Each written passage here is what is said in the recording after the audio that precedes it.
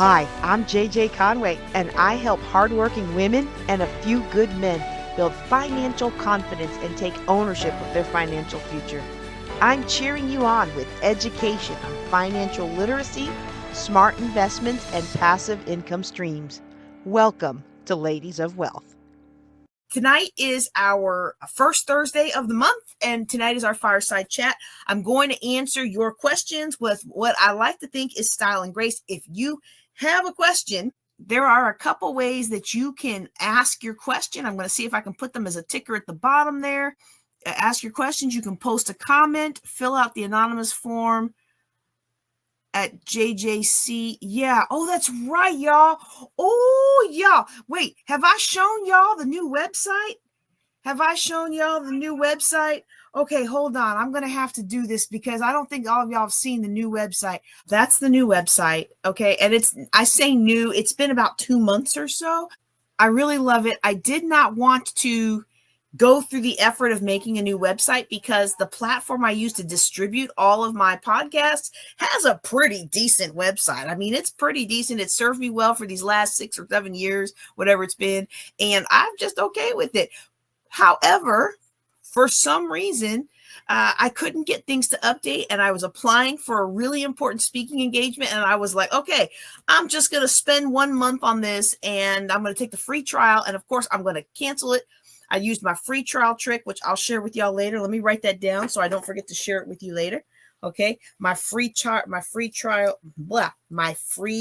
trial trick. Okay, because I can't stand being sucked in by all these subscriptions that turn out to be fluff and nothing. All right, but this one, I spent about maybe half an hour configuring this site, and then another half an hour or so configuring the customized website name. And y'all, it's so pretty. I'm just so happy with it. I'm actually quite thankful that the Lord forced my hand and had me elevate. And this site has so many neat features. Like, check this out. Over here on the side is a button. You can actually ask your question just with a voice record. You don't have to log in. You don't have to leave your email. You don't have to do any of that stuff. Okay. You just ask your question. And then when I'm ready to answer it on the podcast, I can play it as part of the podcast. So if you have a business, you might want to leave your business name, and how people can contact you if they want more information. You can apply to be a guest. Okay. You can apply to be a guest on here. It tells you about me. It tells you a little bit about our podcast, okay, what we're doing. It gives you a place to put your social links, upload your photo, your website, your bio, all that in one spot. And that way you can just do whatever you got to do, okay? And so I actually have a link here to my media kit. So if you need headshots of me, they're all here. Although now that I see it, I'm like, that's not the best presentation. I'm going to have to figure out something with Google Drive because that's not really cute.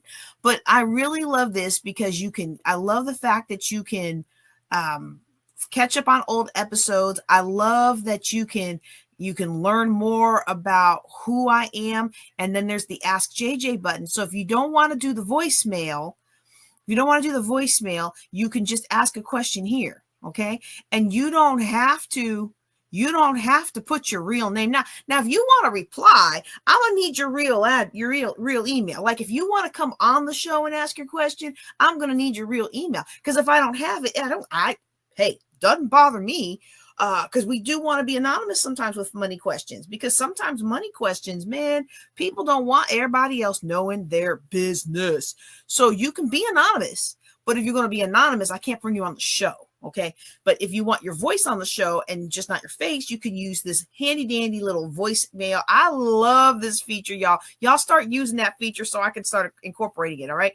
Okay. So that's the new website. And if you are listening to me talk about the new website as part of the Ladies of Wealth podcast, then I encourage you to go and ladiesofwealth.com and you'll be able to see the new podcast page. Okay.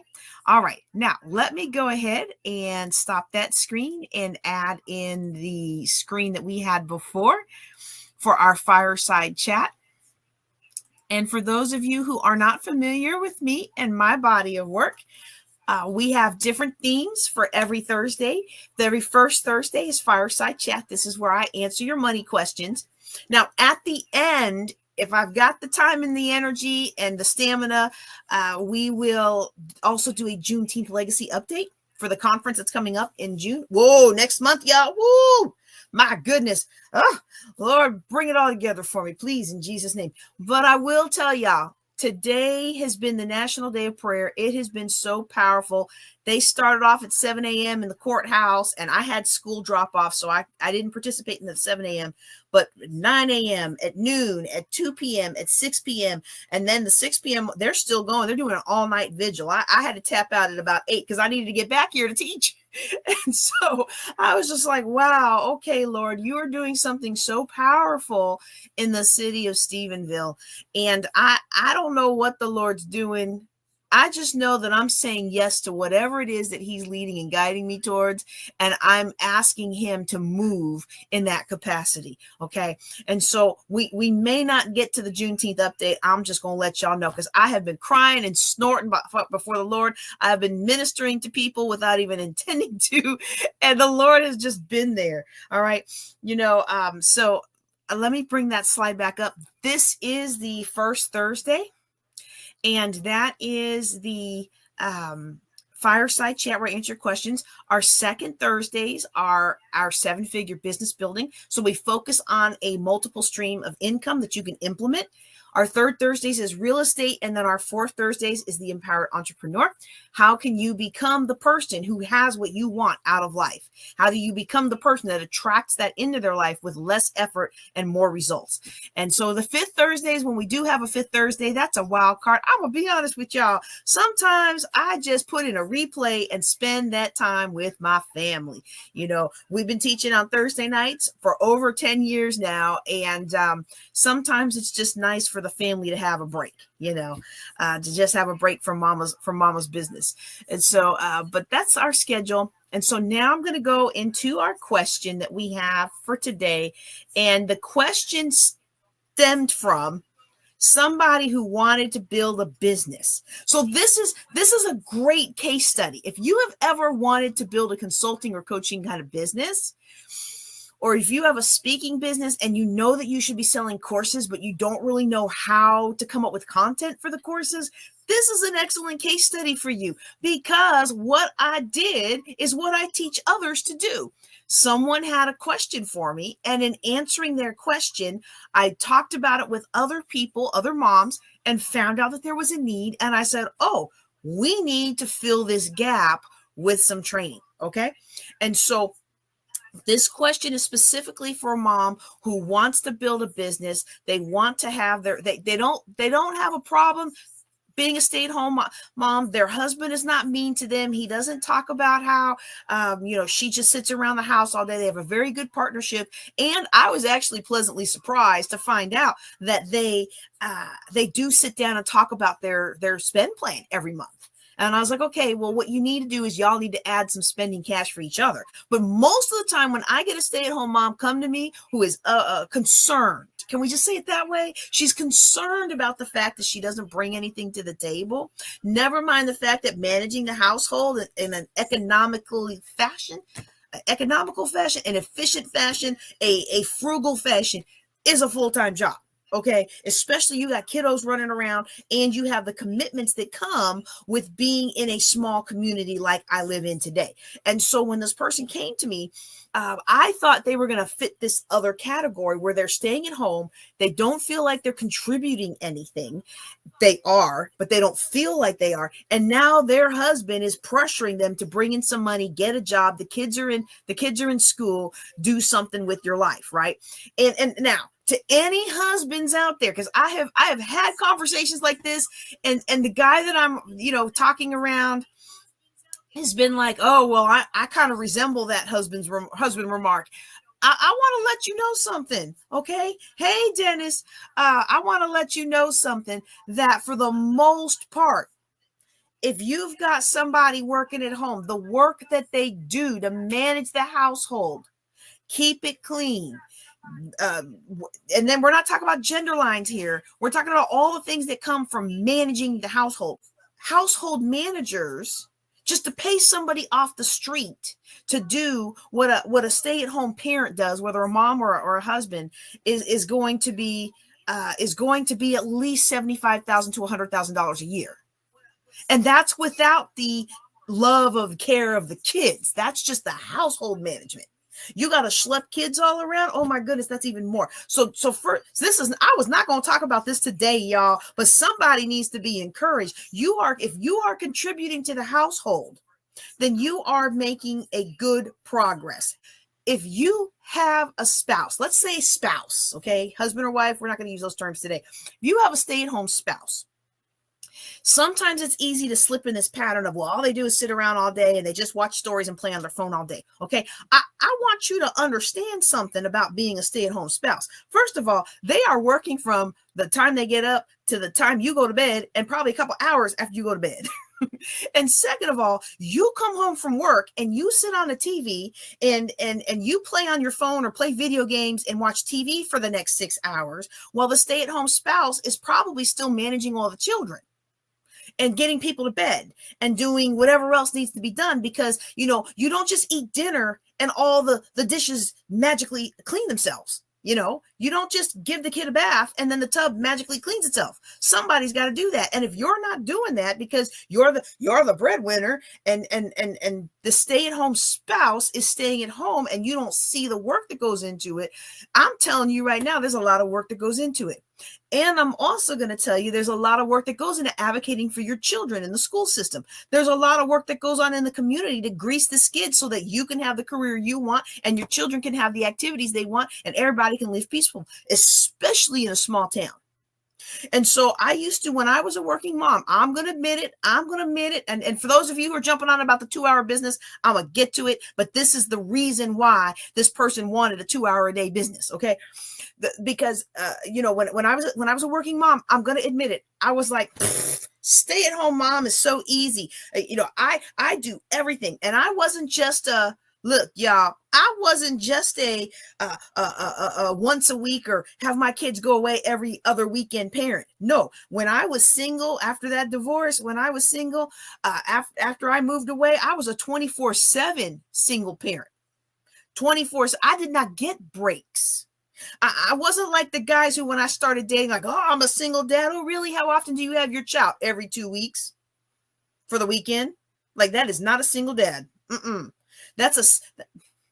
not even going to say the term that came to my mind, because you know what? I don't know who's watching my show. But anyway, that is not a father. Okay. You may have contributed to the lineage, but you are not a father. You only see your child every 2 weeks for the weekend. And that's it. Okay. But I was a full-time single mom. And then when I remarried and had the surprise in my 40s baby, then one of the things that happened was he was in Texas. I was in Virginia. Guess who was by herself with 2 kids now? So 24/7, geographically separated, married, but still single mom. All right. So I understood the struggle of having to do everything by yourself. And I thought that when I retired from the Air Force and I came out to live with my husband and we finally joined our households together, that I was just going to be on easy street, because clearly I was making it work.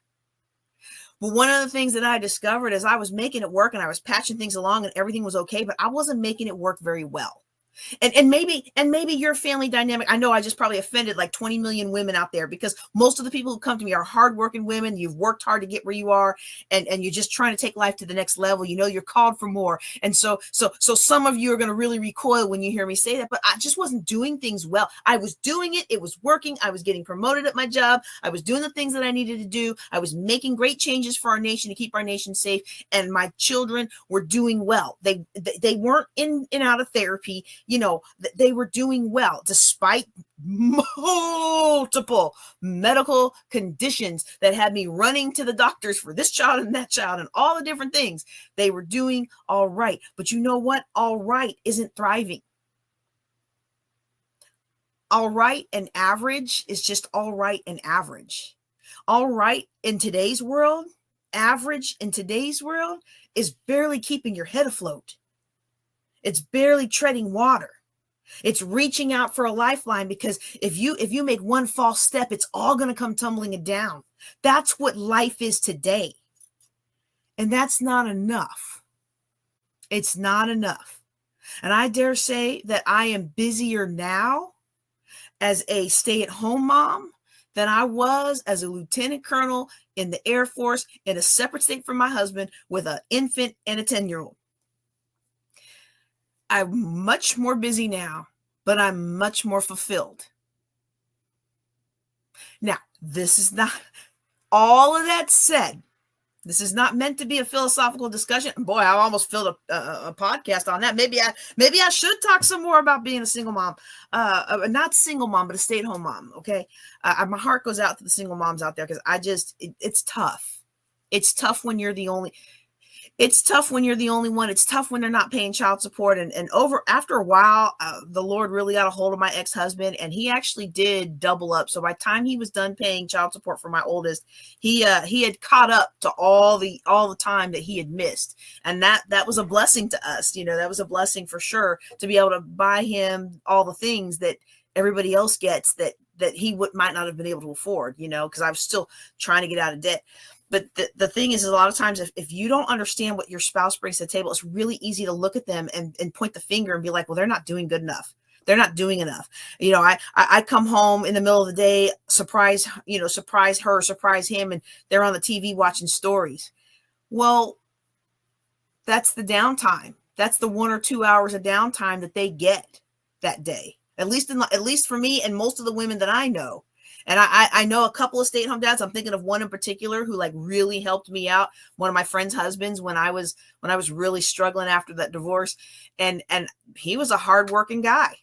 Anybody that I've personally known. I'm not talking about for the whole world. I know there's a lot of deadbeat dads and a lot of checked out mamas. I've met one or two that weren't really my friends, but they were friends of a friend.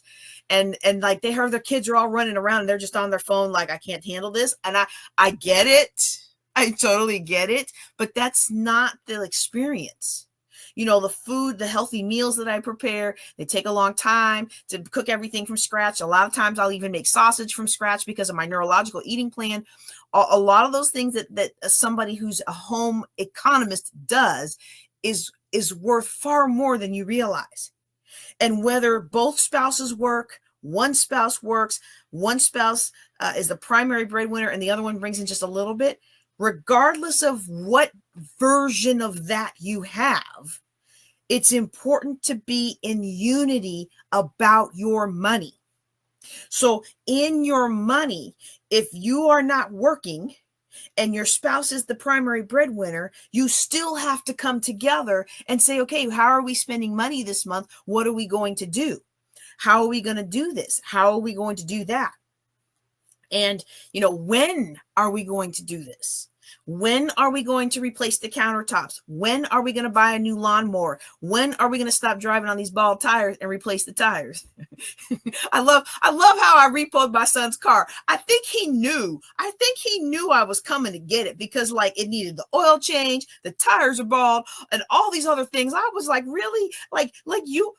Now I know why he didn't put up a big fight, because he's probably thinking, oh yeah, mom's going to get my car fixed up by the time I earn it back. But you got to plan those things out. And we think sometimes that life is just boop, boop, boop, happening, but we got to plan it out. Because one thing I know about cars, the tires wear out every so many years. And the difference for each car and a difference for each tire, whether it's an 80,000 tire or 100,000 tire, but I know that at a certain point, new tires will be needed. Are we saving for that? I know at a certain point, we're going to need graduation stuff, graduation announcements and spirit this and party that. Are we budgeting for that? Are we planning for that? Or are we going to take that hit all in the month that it happens? We come together regardless of who's earning what. The important thing is we come together and that we are in unity about what to do with our money. Because I, as a stay-at-home mom, I am a partner with my husband in the execution of the company that is Conway Incorporated. Now, there's no such thing as Conway and, well, there might be, actually, I don't know that. I can't say that. But the family unit is like a business. How are you operating your family unit like a business with a defined purpose, a defined mission, a defined, this is what we're doing. This is the kind, these are the kinds of trips we take. These are the kinds of donations we give. These are the kinds of charities we support. These are the kinds of things that are important to us. You know, in my family, we love to eat well, and we love sporting events. We love going to sporting events, and I love church events. And so we know that that's the bulk of our primary extra spending. When we get on lockstep with what it is that we want to do, we talk about what we want to do. We have the big calendar to be on lockstep. I am not threatened by the fact that I am a stay-at-home mom. And so normally when a stay-at-home mom comes and asks me the question that I'm going to answer here in a little bit, and for those of you who are just joining, I am digging more into something I wasn't planning on digging into, because I realized, oh, we have almost a podcast episode. Let me just keep adding more on this, because, you know, I could talk on this for hours. I'm going to be real with you. I could talk on this for hours because I've lived both sides of the equation. I've lived both sides of the equation. So I feel qualified to talk about being a working mom versus a single mom. Okay. There's so many benefits to being a stay-at-home mom, but a lot of families can't afford to do that. Okay. And so in her case, in this case of this person that came to me, they are on lockstep with their budget. But one thing I noticed they needed is she needed to have some monthly pocket money or weekly pocket money. I forget if they were weekly or monthly budgeting. And he needed to have some pocket money, because that way, when you want to go buy, when you want to go to the tea place and get you some fruit tea, I don't have to call my husband and say, can you Zelle me some money? I have money. He has money. And you should be able to be in lockstep in that. Okay. And then planning is important. When we go to the grocery store on Sunday, of course, we're not going to anticipate everything, but I'm going to do my best to plan. What are we having for dinner? All these. And I know some of y'all highfalutin folks out there, you're going to be like, it doesn't take all that. You can't penny pinch your way to wealth. You can't save your way to wealth. You being frugal doesn't help anybody be wealthy. Well, I'm going to tell you something. How many of y'all got to pay for a house? How many of y'all bought cars for cash in the last year? How many of y'all don't stress when your renter can't pay rent because you know it's covered because you don't have a loan on that property? How many of y'all are earning, I can't spend it yet, I can't touch it yet, I am older than I look, but I'm not that old yet. How many of y'all are earning tax-free money in your investments? I don't even want to hear all of that anymore, because y'all Gucci in your way to debt. Y'all Louis Vuitton in your way to debt. Now I do like my Louboutins, I will say, and I like the way they treat me at that Dallas showcase. So Maurice and the gang, I love y'all. They're so nice. They're so nice to me when I go in there, and it's part of the sales process. It's part of the experience. But I've been in bougie places that don't treat me nice. So I enjoy the ones who do, and I patronize their businesses. Is that the right word? I patronize their establishments. But I'm not a highfalutin person. I'm not saying you have to have no brand names like me, but I feel like if Gucci is not paying me, I don't need to display Gucci unless I just like what Gucci is offering. I like unique things. I like certain colors. If it's a unique thing and it's in the color I want, then I'm going to buy it, right? But some of us, we are so quick to point fingers at all the things we don't want to do to get out of debt that we poo-poo the people that really are debt building wealth. Okay, let me tell you something about a lot of these gurus. I know a lot of these financial gurus in person, and while they will tell you how to leverage debt and how to have this esoteric thing and how to do credit card arbitrage and what was the new one that was coming out? It was mortgage arbitrage, and there's another type of arbitrage that people are doing now. Like, they come up with all these things and it's so esoteric and it sounds so cool. And you know what's really great about it? It sells them a lot of courses. But do you know what most of them do in their own private life? They live a debt-free lifestyle and they invest in real estate or the stock market. And if they do take leverage in the form of a loan, they have enough in other assets that if something goes south, they can quickly pay it off. Yeah. So anywho, okay, I don't want anybody listening to be like, she plans her meals, I don't think I need to listen to her. Hey, you go find somebody else with a paid for house, all right? I'm sorry, I'm feeling myself a little bit today. But seriously though, I plan my meals out. I plan my meals out. I think about what snacks I'm going to want. And of course, I might want something else. That's what the fun money is for. But you plan. And when you're strategic and you plan and you make the plan and you work the plan, then the plan works for you. And so I want to encourage those of you who are stay-at-home, who have where one of the parents is a stay-at-home parent. I'm going to teach you in the next 30 minutes. And if you're listening on a podcast, it'll be the next episode. I'm going to teach you how to work a business in 2 hours a day. But even if you don't work a business, you can make such a huge contribution to your household. You would be shocked at how much little one spouse has to earn in order to have a fulfilling life when you've got somebody at home managing it well. Okay. All right. So again, if you're listening to this as part of the Ladies of Wealth podcast, I want to encourage you to come join us on Thursday nights, because that's when we record these live. You can ask your questions live, or you can actually drop them in the chat, or you can just participate and just get the first fruits. And the best part about it is it's absolutely free. You know, I remember being $800,000 in debt. And I know it didn't matter how amazing the courses were. I wasn't buying it. You could have the most amazing course that was going to get me out of debt in 3 months. I did not have 2 pennies to pinch together, and I was not spending not even $1 on your course. And then once I got to the point where I could spend $1 on your course, nobody had a course for $1. So then I learned how to become an affiliate so I could earn the courses that I wanted to take to boost my business. Okay. But the Thursday nights is free, and I'm always going to have at least one free class a week. Always, because I remember being in that situation, and I want to be a pathway to help you grow to success. Don't forget to like this episode, subscribe to the channel, and ask your question at ladiesofwealth.com.